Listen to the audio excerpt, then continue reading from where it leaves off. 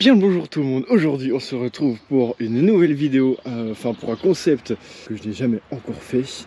Je vais vous montrer cette magnifique réplique de mitrailleuse FN Mag 58. Et cette réplique est assez particulière parce que j'ai tout fait moi-même là-dedans, de A à Z. Alors, bon, je vais d'abord commencer par évidemment vous expliquer l'histoire de cette mitrailleuse. Ensuite, pourquoi est-ce que j'ai fait cette réplique et comment je l'ai faite, surtout comme ça. S'il y en a qui veulent reproduire ça chez eux, ils peuvent. Et puis après, en dernier, je pense qu'on ira tester ce truc-là, voir un peu, faire des mises en scène. Enfin bon, on verra. Donc, le nom complet de cette mitrailleuse, c'est la FN Mag 58. Donc, ce n'est pas une mitrailleuse de la Deuxième Guerre. J'ai voulu faire une mitrailleuse d'après-guerre, tout bêtement, parce que j'ai comme but de me faire une tenue de combat d'un soldat belge des années 50. Et pour ça, évidemment, il me fallait une mitrailleuse. Donc, la voici. Donc, je disais, c'est une mitrailleuse de fabrication belge, d'où le nom FN. Devant, donc FN sont les anacronymes pour la Fabrique nationale de Herstal en Belgique. Donc c'est une fabrique d'armes qui est mondialement connue pour leurs armes. Ensuite, on a l'anacronyme MAG, ça veut dire en fait machine à emprunt de gaz. Parce qu'en fait, c'est une mitrailleuse qui a un système d'emprunt de gaz pour pouvoir se réarmer toute seule. Donc c'est pour ça qu'on trouve le canon principal ici et qu'on a en dessous un tube d'emprunt de gaz. Donc ça récupère une partie des gaz de la balle quand elle est mise à feu. Et donc en gros, ces gaz sont utilisés pour pousser le ressort et armer le mécanisme. Et nous avons le 58 parce qu'en fait cette mitrailleuse a été créée en 1958 tout simplement. Et donc elle a été créée par Ernest Verviers. Donc c'est un gars, un ingénieur quand même assez connu. Donc il a fait cette mitrailleuse là. Il a aussi fait la FN Minimi qui est très connue. Donc c'est une mitrailleuse qui a justement succédé le FN Mag dans les années 70. Bien que maintenant il y ait des mitrailleuses bien plus modernes, elle est encore utilisée. Actuellement, elle est encore produite. L'armée belge, ils en utilisent encore, bien que maintenant ils utilisent plutôt la FN Minimi à la place du FN Mag. Il existe aussi beaucoup de versions sous licence qui ont été fabriquées par d'autres pays, à peu près partout dans le monde. Donc je sais que les Américains en ont utilisé. Donc là, évidemment, j'ai fait une version de la fin des années 50, c'est-à-dire avec une crosse en bois, parce qu'évidemment, les machines qui sortent des usines maintenant, elles sont pas du tout pareilles. La crosse est en plastique, il y a des gardes-mains qui ont été ajoutés, ce genre de choses. Donc voilà, je pense avoir détaillé à peu près toute l'histoire du FN Mag 58. Alors oui, je vais vous expliquer pourquoi est-ce que j'ai fait cette mitrailleuse là. Alors en fait, j'ai fait cette mitrailleuse tout bêtement parce que, comme je le disais, je voulais me faire une tenue de combat et pour ça, il me fallait une arme. De base, j'ai regardé évidemment sur internet pour avoir une arme en reproduction. Et je me suis aperçu que ça coûtait cher en fait. Donc je me suis dit, ok, pour ce prix là, vu que je suis bricoleur, que j'ai pas bricolé depuis longtemps, je vais faire une arme par moi-même en fait. Donc de base je voulais faire un FN FAL. Et finalement en fait je m'étais rappelé que j'avais acheté cette bande de munitions de 762. Puisque j'ai une bande qui va avec une mitrailleuse, autant faire la mitrailleuse. Et c'est ce que j'ai fait, donc c'est pour ça que je suis parti sur le FN Mag. Et en plus, le FN Mag, c'est quand même une mitrailleuse qui est moins connue que les fusils FAL, donc c'est encore plus difficile à trouver en reproduction. Donc j'ai regardé, j'ai quasiment rien trouvé. Si j'avais trouvé le prix d'une mitrailleuse comme ça, une vraie démilitarisée, ça vaut le prix d'une voiture. En plus, ça se trouve, j'aurais peut-être réussi à trouver une réplique, mais bon, une réplique qui vient de Chine, donc je ne suis même pas sûr de la qualité, et qui coûte un bras, autant faire le truc soi-même. Hein. Maintenant je vais vous montrer un peu avec quoi j'ai fait ça et comment est-ce que je l'ai fait. Alors cette mitrailleuse, elle est en grande partie faite de bois en fait, hein, donc partout ici c'est du bois, la crosse est en bois, la poignée aussi, les canons sont en PVC, le trépied est en bois aussi, puis aussi quelques pièces de métal qui se baladent aussi. Donc, par exemple ici on a une plaque de plomb, j'en ai mis une sur la crosse ici, on a des vis, tout ça, et aussi pour les petites plaque ici, j'ai pris du carton plastique blanc en fait, puis après j'ai tout peint en noir évidemment. Donc pour la peinture, j'ai utilisé la peinture qu'on trouve dans les stocks américains, hein, la peinture pour les armes, pour la crosse. Alors vu que c'est du bois de chantier, donc c'est du bois qui s'est travaillé, qui n'est pas fait pour être joli, il était extrêmement clair en fait. Du coup j'ai dû le foncer pour avoir un aspect un peu vieux, un peu patiné. C'est ce que j'ai fait, donc j'ai pris du brou de noix hein, qui sert à foncer le bois, donc voilà ce que ça fait. Donc j'ai mis 2 couches, ensuite j'ai mis une petite couche de vernis, et voilà ce que ça donne, hein. C'est extrêmement plutôt bien fait. En fait ces 2 pièces là, donc la pièce principale ici et celle-là, Ce sont juste 2 pièces de bois que j'ai collées, hein. Ça se voit pas vraiment ici parce que j'ai plutôt bien fait ça.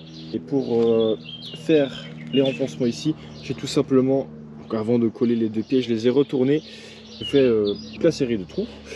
Ensuite, je les ai mis dans le bon sens et du coup, voilà ce que ça donne. Donc c'est-à-dire que les trous ici, l'autre moitié de ce trou-là, elle est ici.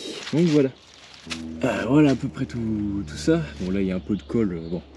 Enfin, tout n'est pas parfait non plus. Là ici j'ai utilisé un bouchon en plastique. Alors pour la hausse réglable, parce que oui normalement c'est une hausse réglable, j'ai juste pris une pince à linge avec un petit bout, je sais pas, c'est une petite pièce pour l'électricité. Je me suis dit que ça allait faire l'affaire et en fait finalement c'est plutôt bien, ça rend plutôt bien. Aussi pour les mesures, donc vraiment pour faire ça j'ai utilisé que 2 mesures, à savoir la longueur du canon qui est de 54,5 cm, donc je l'ai mesuré et il fait précisément 54,5 cm, donc j'ai été bien précis sur ce coup là. Et la longueur totale de l'arme elle fait 1,27 m et celle-ci, donc j'ai été tellement précis dans mes calculs encore une fois, qu'elle fait 1,26 m et 5 mm. Donc à 5 mm près on a la taille du machin, on a la vraie taille. Alors pour la poignée ici, donc déjà je vais vous expliquer la fonction de cette poignée parce qu'elle n'est pas là pour décorer. En fait c'est une poignée qui sert à pouvoir enlever le canon, donc c'est-à-dire toute cette partie-ci normalement, plus encore la partie là, parce que à un moment donné quand on tire beaucoup de cartouches d'affilée, le canon surchauffe et il faut le changer pour pouvoir continuer à tirer sans avoir d'éventuels incidents de tir. Donc cette poignée servait à enlever le canon sans pouvoir le toucher parce qu'évidemment il était bouillant et ça permettait de justement déboîter le canon et l'enlever et de remettre un autre canon en attendant que le premier refroidisse. Et en fait cette poignée, j'ai tout simplement utilisé une poignée de rouleau de peinture que j'ai découpé et replié. Donc voilà ce que ça donne.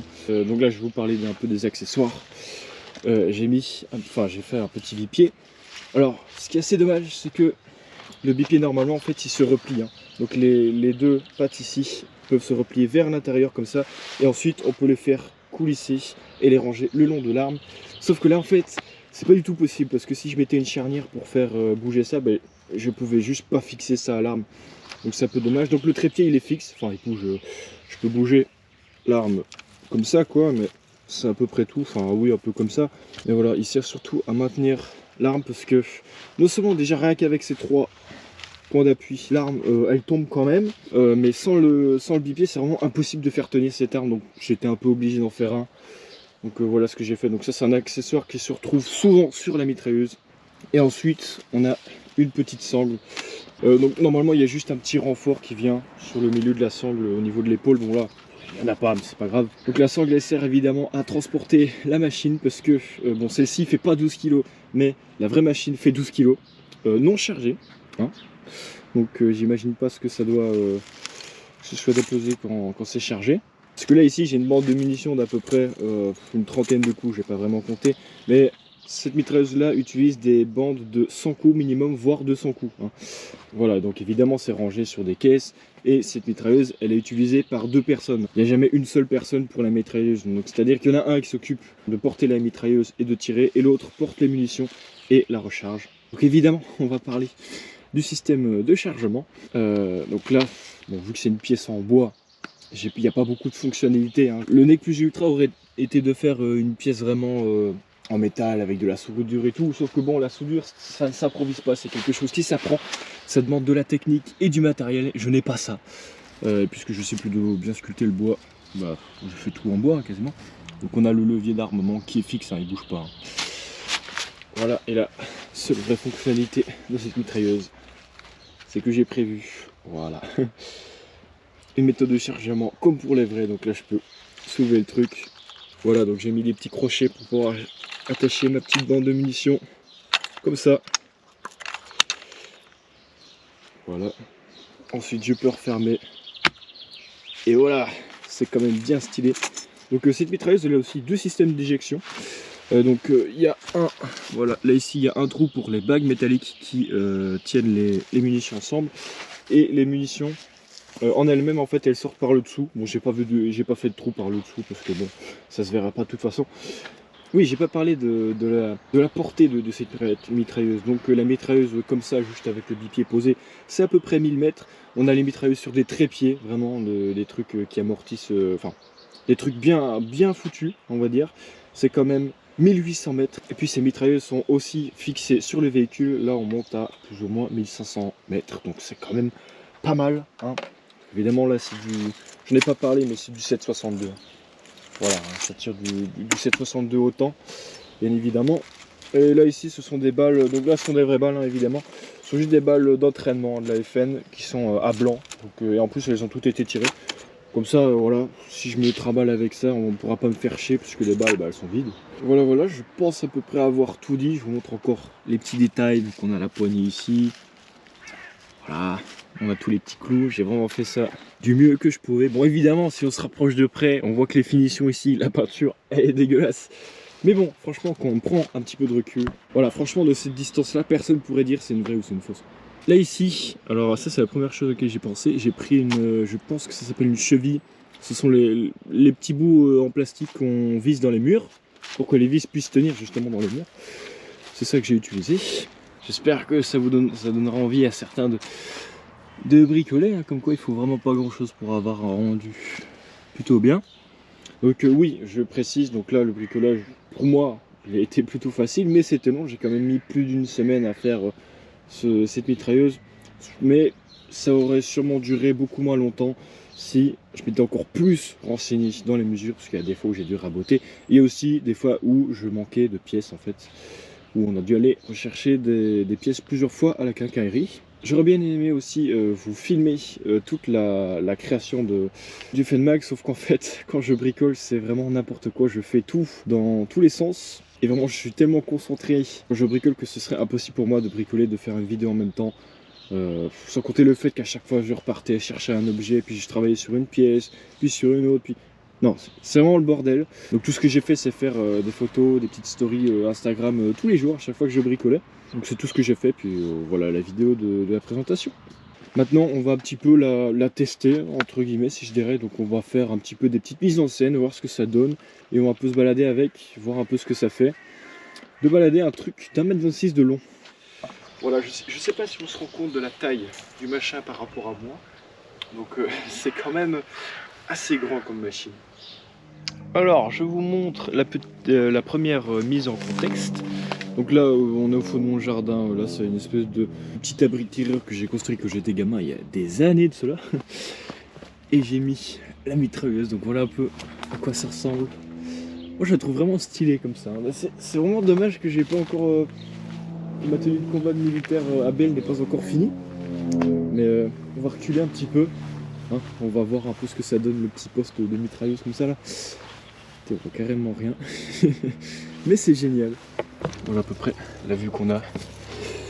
Imaginez un peu. Voilà un peu ce que ça donne, donc c'est plutôt cool. Alors, première impression, après quelques centaines de mètres à marcher. Alors ce truc ne doit même pas faire la moitié du poids de la vraie mitrailleuse. Et j'ai déjà mal au dos. Hein. Donc j'imagine pas les gars qui devaient porter ça sur des kilomètres. Je sais pas comment ils faisaient, hein, mais force à eux. Alors, pour un petit peu d'immersion, tant qu'on y est, on va se mettre dans la peau des deux soldats qui utilisaient ce genre de machine et qui utilisent toujours ce genre de machine. Alors, on va essayer de faire un petit nid à mitrailleuse. Hein, voilà à quoi ça ressemble. Donc, généralement, en fait, les gars ils se posaient ici. Donc, là, ici, on est sur une position stratégique parce qu'on est en hauteur. Et en gros, il faut juste qu'il y ait assez de place pour qu'il y ait deux mecs en fait qui puissent s'allonger ici. C'est difficilement transportable, mais bon, pour les peu de fois où je vais l'utiliser, je suis quand même content d'avoir fabriqué ça plutôt que d'avoir acheté une repro chinoise. Et on la pose ici, ce que ça fait. Voilà. Regardez-moi ça, même comme ça, c'est juste méga stylé. Attendez, on va rajouter évidemment les petites bornes. Voilà. Regardez-moi ça. N'est-ce pas magnifique? Eh bien, c'est la fin de cette vidéo, donc j'espère qu'elle vous aura plu. N'hésitez pas à me dire le résultat, enfin de ce que vous pensez du résultat en commentaire, ça me ferait plaisir. J'espère que ça vous aura donné aussi envie de bricoler, parce que si vous n'avez pas trop le budget pour avoir une réplique d'arme et que vous bricolez assez bien, vous pouvez avoir un rendu comme celui-ci.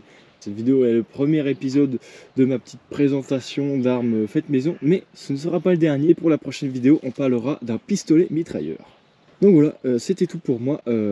Si ça vous a plu, n'hésitez pas à liker, à commenter, à vous abonner, à partager. Dans la description, il y a mon Instagram et mon serveur Discord. Et mon Instagram peut vous intéresser parce que, par exemple, quand j'ai construit cette mitrailleuse, tous les jours, je mettais des photos de l'avancée. C'était beaucoup plus simple que de filmer la construction de cette mitrailleuse pendant tout le long de la semaine. Enfin voilà, et moi, je vous dis à la prochaine.